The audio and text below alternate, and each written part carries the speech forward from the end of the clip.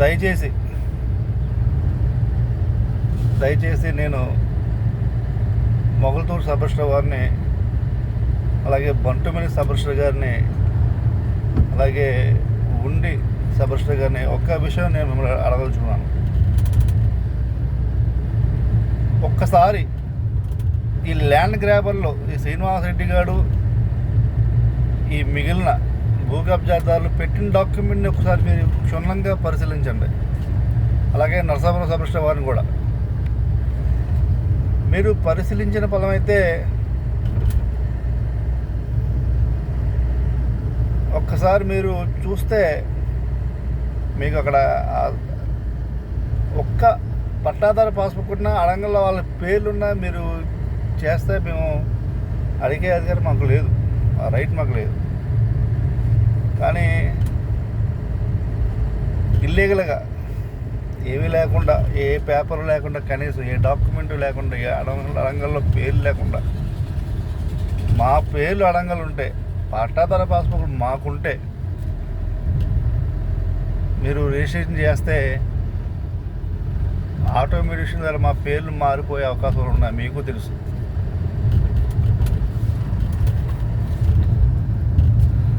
నేను ఈ సందర్భంగా ఒక విషయం మీకు చెప్పదలుచుకున్నాను. ఏంటంటే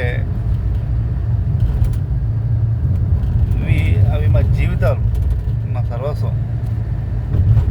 మీ జీవితం మీకు ఎంత ముఖ్యమో మా జీవితం కూడా మాకు అంతే ముఖ్యం. నేను ఒక విషయం మీకు నేను చెప్పదలుచుకున్నది ఏంటంటే, ఎప్పుడూ కూడా నేను లీగల్గానే ఫైట్ చేశాను. ఇల్లీగల్గా మేంపై నేను ఎప్పుడు కూడా దురుసుగా ప్రవర్తించలేదు. నన్ను మీరు ఎంత ఇబ్బంది పెట్టినా నా ఆస్తి 32 ఎకరం పొలం ఉంది. సుమారు 32 ఎకరాల పొలం మీ వల్ల ఇబ్బంది కలుగుతుంది.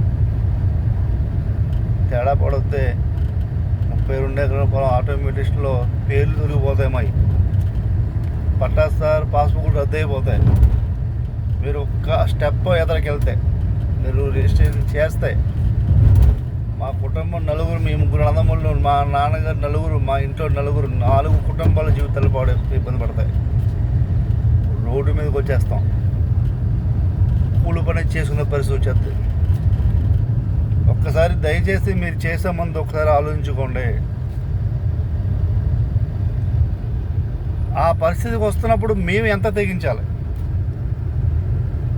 మా జీవితాలు, మా పిల్లల జీవితాలు, మా కుటుంబం అంతా రోడ్ల మీద వస్తుంటే నేనెంత తెగించి సిద్ధపడాలి? ఒకసారి మీరు దయచేసి ఆలోచించుకోండి. నేను అంత కామ్గా నేను అల్లరి చేస్తున్నాను, ఇంత కామ్గా ఎంత ఇబ్బంది పెడుతున్నాను, ఇంత డబ్బు ఖర్చు పెట్టి తిరుగుతున్నాను అంటే దాని వెనక ఒక అర్థం ఉంది. దయచేసి నేను మీకు కూడా చెప్తున్నాను. నేను ఈ డాక్యుమెంట్లు చాలా ఒక్కసారి వెరిఫై చేయండి. ఇది పద్ధతి, ఇది తప్పు లేదు, ఇటువంటి డాక్యుమెంట్ చేయొచ్చు మీరు అనుకుంటే ఒక్కసారి మీ మనసాక్షిని అడిగి చేయండి. మా జీవితం రోడ్డు మీదకి వచ్చే పరిస్థితి వచ్చేది మీరు కానీ చేస్తే. కోర్టు పర్మనెంట్ ఇంజక్షన్ ఆర్డర్ ఇచ్చింది, హైకోర్టు ఆర్డర్ ఇచ్చింది ఎంఆర్ఓ గారికి ఎటువంటి పట్టాదారు పాస్బుక్లు ఇవ్వద్దని చెప్పి. ఆ ఆర్డర్ ప్రకారం మేము ఎంఆర్ఓ గారు మాకు ఎండార్స్మెంట్ ఇచ్చారు. దయచేసి ఒకసారి సబ్ రిజిస్టర్లందరికీ నేను ఈ వీడియో షేర్ చేస్తున్నాను. ఆ డాక్యుమెంట్ చేయొద్దు. మా ప్రాణం అంతా పొలాలపై ఆధారపడి ఉంది. మీరు కానీ రిజిస్ట్రేషన్ చేస్తే ఈ ఆటోమేటిక్స్లో మా పేరు తొలగిపోతే ఏమవుతామో ఏం చేస్తామో మాకే తెలియదు. చాలా ఇబ్బంది పడిపోతాం. చాలా అంటే చాలా. నా కుటుంబం నలుగురు ఆత్మహత్య చేసుకునే మీ ఆఫీసు ముందు మీ పేర్లు రాసి ఆత్మహత్య చేసుకునే పరిస్థితి వస్తుంది. అదైతే వాస్తవం అంటే మిమ్మల్ని భయపెట్టే పని అయితే కాదు, మిమ్మల్ని భయపెట్టే మాటలైతే కావు. ముఖ్యంగా ఉండి సబ్ రిజిస్టర్ సుధారాణి గారు, అలాగే సరా బంధురాజు గారు senior assistant, Mogalthur sub registrar Sabbithi Srinivas గారు, అలాగే జూనియర్ అసిస్టెంట్ ప్రశాంత్ గారు, అలాగే నర్సాపురం సబ్ రిజిస్టర్. నాకు స్పెసిఫిక్గా మీ ముగ్గురి మీద నాకు అనుమానంగా ఉంది. పక్కాగా మొగల్తూరు సబ్ రిజిస్టర్ ఆఫీసులో డాక్యుమెంట్ ఉంది. ఉండి సబ్ రిజిస్టర్ ఆఫీసులో పీడీ పెట్టారు, ఈ మూడింటి పీడీ పెట్టారు. దయచేసి ఒకసారి మీరు ఆలోచించుకోండి. దీనికోసం నేను ఎక్కడికైనా వెళ్తాను, ఎంత దూరం వెళ్తాను, ఏదైనా చేస్తాను. ఇప్పుడు నేను తెల్లవారులు మొగల్తూరు సబ్ రిజిస్టర్ ఆఫీసులో ఉండి నైట్ అంతా ఇప్పుడు నేను ఇంటికి వెళ్తున్నాను. ఇది చాలా దుర్మార్గమైన వ్యవస్థలో మనం బతుకుతున్నాం. ఒక పక్క మన గవర్నమెంట్ కూటమి ప్రభుత్వం, ఒక పక్క సామాజిక న్యాయం జరగాలి అందరికీ. ఈ కరప్షన్ అనేది రూపుమాపాలని చెప్పి గవర్నమెంట్ దీనిపై ఒక ప్రత్యేకత శ్రద్ధ చూపిస్తుంటే, కొందరు సబ్ రిజిస్టర్ వల్ల, ఈ వీరభద్రరావు గారు లాంటి సబ్ రిజిస్టర్ల వల్ల ఈ వ్యవస్థ మారిపోతుంది. మాలాంటి వాళ్ళు చాలా ఇబ్బంది పడుతున్నారు.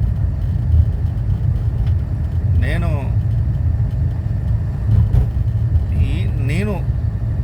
సుమారు 15 లక్షలు ఖర్చు పెట్టుంటాను ఓన్లీ ఇలా తిరగడానికి, రిజిస్ట్రేషన్ ఆపడానికి, ఇతన్ని ఇటువంటి కరప్షన్ సబ్ రిజిస్టర్ ఆఫీసులను బయట పెట్టడానికి. 15 కాదండి, ఇంకో 2 కోట్లైనా ఖర్చు పెట్టే సిద్ధంగా ఉన్నాను నేను. ఎందుకంటే తప్పని మీ అందరికీ తెలుసు. ఒకే ఒక మాట, మీ జీవితాలు ఎలాగో మా జీవితాలు కూడా అంతేనండి. మేము కూడా ఈ పొలాలపై ఆధారపడి ఉన్నాం. మీరు ఎంప్లాయీస్, మీకు నెలకి 1,00,000 నుంచి 2 లక్షల వరకు తీసుకుంటున్నారు మీరు. కానీ మేము ఆ పొలాలపై ఆధారపడుతున్నాం. దయచేసి మీకు ఎవరికైనా తెలిస్తే నాకు సమాచారం ఇవ్వండి. ఆ డాక్యుమెంట్లు ఆపండి, నిలుపుదల చేయండి. మీకు ఎవరో ఇన్స్ట్రక్షన్ ఇవ్వచ్చు, ఎవరో పై అధికారులు చెప్పి ఉండొచ్చు చేసామని. ముఖ్యంగా ఉండి సబ్ రిజిస్టర్ గారికి, మొగల్తూరు సబ్ రిజిస్టర్ గారికి. దాన్ని చేసిన తర్వాత మటుకి మీరు కాముగా ప్రశాంతంగా మీరు బతకలేరు, నేను బతకలేను. అదైతే వాస్తవం. మీరు చేసిన తర్వాత మట్టికి మీరు ప్రశాంతంగా మీరు ఉండలేరు, నేను ఉండలేను. జీవితం మొత్తం కొలాప్స్ అయిపోద్ది. నేను నా కుటుంబం అంతా మీ పేర్లు రాసి నేను ఆత్మహత్య చేసుకుంటాను. దయచేసి అర్థం చేసుకోండి ప్లీజ్. ఈ డాక్యుమెంట్ నిలుపుదల చేయండి, ఆపండి. మీకు తెలుసు మీ ఆఫీసులోనే డాక్యుమెంట్స్ ఉన్నాయని. దయచేసి నాకు హెల్ప్ చేయండి. నా కుటుంబం, నా పిల్లలు, నా తమ్ముళ్ళ కుటుంబం, నేను నా అంతా ఈ పొలంపై ఆధారపడి ఉన్నాం. సుమారు 70 కోట్ల ప్రాపర్టీ. 70 కోట్ల ప్రాపర్టీ మీరు ఒకే ఒక్క సంతకంతో మా జీవితాలు అగామ్య గోచరంలో పెట్టేస్తున్నారు. మీరు చాలా ఇల్లీగల్గా రిజిస్ట్రేషన్ చేస్తున్నారు. మాకు 4 పాస్బుక్లు ఉన్నాయి, 1B కూడా మా పేర్లే ఉన్నాయి. మీకు అందరికీ తెలుసు, మీకు ఇచ్చాను నేను.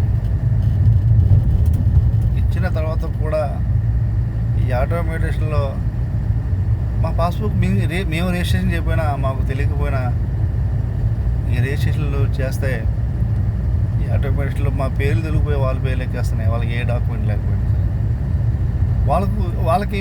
వాళ్ళకి మీరు రైట్ ఇచ్చేస్తున్నారు.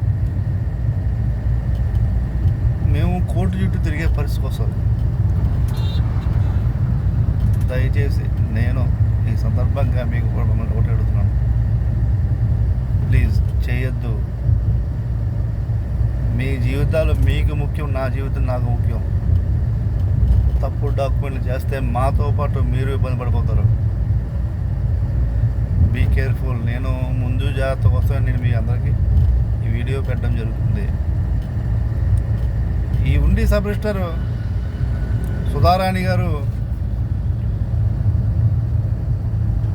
గణపవరం చెందిన ఒక రాజ్ కుమార్ అని చెప్పి అతని ఆస్తి ఎటువంటి డాక్యుమెంట్స్ లేకుండా రిజిస్ట్రేషన్ చేసేసింది ఆవిడ. ఆ విషయంపై అతను చాలా ఫైట్ చేస్తున్నాడు. ఎంతవరకు అంటే ఈరోజు సెక్రటరీకి వెళ్ళి ఈ సుధారాణి గారి పేరు రాసి అక్కడే సూసైడ్ చేసుకుంటానని చెప్పి అతను వెళ్ళిపోయాడు. ఆయనకు ఉన్నది 9 సెంట్లే ఆ పొలం, ఆ సైటే. ఆవిడ డబ్బులు తీసుకుని సవరణ చేసేసి ముందు డాక్యుమెంట్ చేసింది, దాన్ని సవరణ చేసేసి ఆ నెంబర్ చేసింది, ఎటువంటి లింకు పనులు గిన్నెలు లేకుండా. ఒకసారి మీరు ఆలోచించుకోండి, మీ జీవితాలు ఎంతో, మా జీవితం కూడా అంతే. మీ జీవితం కోసం, మీ భార్య పిల్లల కోసం మీరు ఎంత కష్టపడుతున్నారో, మేము మా కుటుంబం కోసం మేము ఎంత కష్టపడుతున్నాం. ఎదుట వ్యక్తిని బాధ పెట్టేటప్పుడు మనం పరిస్థితి కూడా మన జీవితాలు కూడా ఇటువంటి అని చెప్పి మీరు ఆలోచించుకోవాలి. మీ స్వలాభం కోసం మీరు చేస్తే ఎప్పుడైనా సరే, ఎప్పటికైనా మీరు దొరకమానరు. ఎప్పటికైనా ఆ భగవంతుడు మిమ్మల్ని బాధించకే తప్పదు. మతం ఎవరికైనా, ఏ దేవుడైనా ఎవరికైనా ఒకటే. మీరు సబీ శ్రీనివాస్ గారు క్రిస్టియన్ అయి ఉండొచ్చు, లేకపోతే ఉండి సబరీష్ గారు హిందూ అయి ఉండొచ్చు, నేను హిందూ అయి ఉండొచ్చు. ఎవరైనా ఈ విధానం తప్పు. భగవంతుడు మిమ్మల్ని హర్షించడు. నేను చెప్తున్నాను, మేము ఎంత బాధపడుతున్నాం, మేము ఎంత క్షోభ అనిపిస్తున్నాం. నా ఉసురు చేసిన సబరిస్టులకి తగలక మానదో.